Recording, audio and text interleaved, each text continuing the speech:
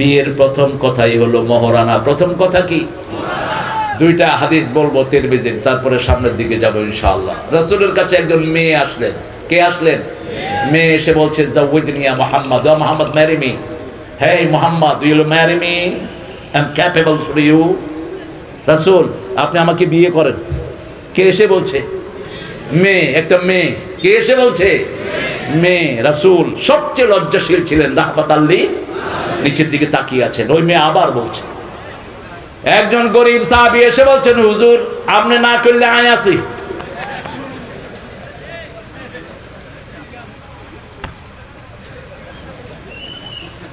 রাসূল মুখ তুললেন, বললেন, তোমার কাছে মোহরানা আছে নাকি? কয় না। কয় যা মোহরানা জোগাড় করিয়ান। মোহরানা ছাড়া বিয়ে হবে?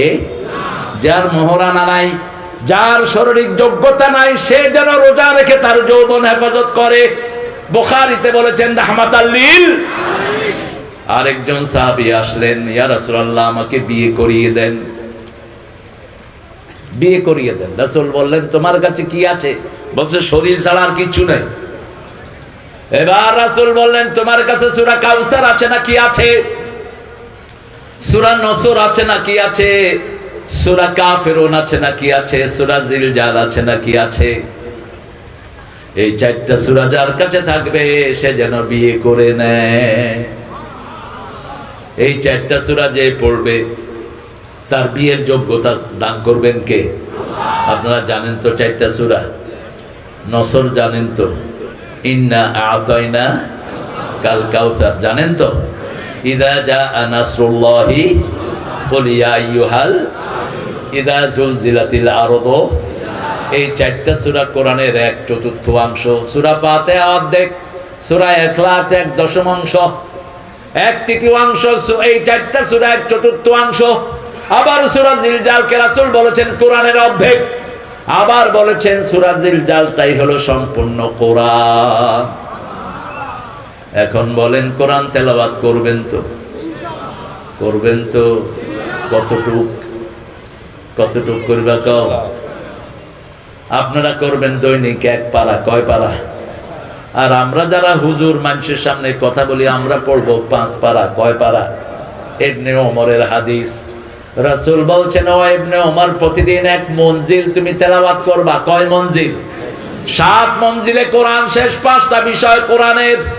প্রথম হলো মঞ্জিল, তারপরে পারা, তারপরে রুকু, তারপরে আয়াত, তারপরে সূরা, তারপরে কি?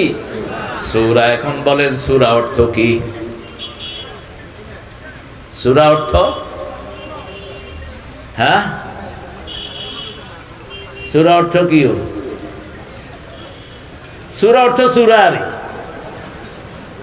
সূরা অর্থ সূরা, সূরা সূরা সূরার মতো করে সূরা।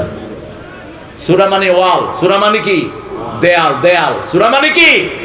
সূরা হাশরে আল্লাহ বলছেন, সূর বাইনাহু ওয়া বাইনাল মুমিনিন সূর। মুমিন আর মুনাফিকদের মধ্যে ওয়াল তৈরি করে দিবেন কে?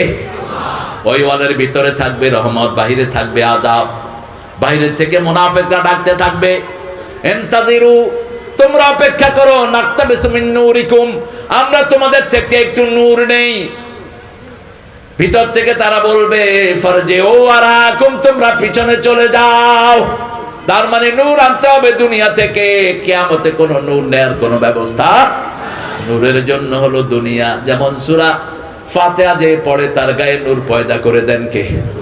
ওযু যারা করে তার হাত পায়ে নূর দিয়ে দেন কে? সূরা বাকারা যারা পড়ে নূর দিয়ে দেন কে? কোরআনের দল করলে নূর দিয়ে দেন কে? আল্লাহ আমাদেরকে কোরআনের দল করার তৌফিক দান করুন। করবেন তো?